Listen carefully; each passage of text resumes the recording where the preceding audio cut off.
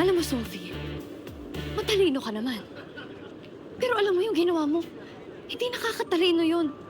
Yes ka ng yes, tapos sugod ka na sugod. Tapos ngayon ano? Nga nga. Ay, ano ba yan, Sophie?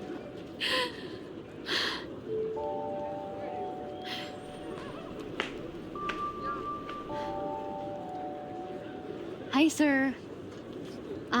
Alam mo, imbis na nakatayo ka lang dyan, bakit kaya hindi mo nalang ako samahan? Magpapanggap ka na naman boyfriend ko eh. Alam mo, one time lang to. Promise! Hindi mo kailangan tsumika. Alam mo, ako na yung bahalang magkwento ng love story natin. Kung saan tayo una nag-meet, kung saan tayo nag-date.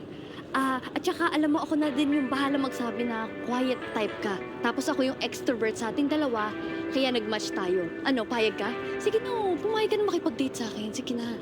Sophie, Ano yung date ko? anong ginagawa mo? Pati yung Stanley dinadamay mo.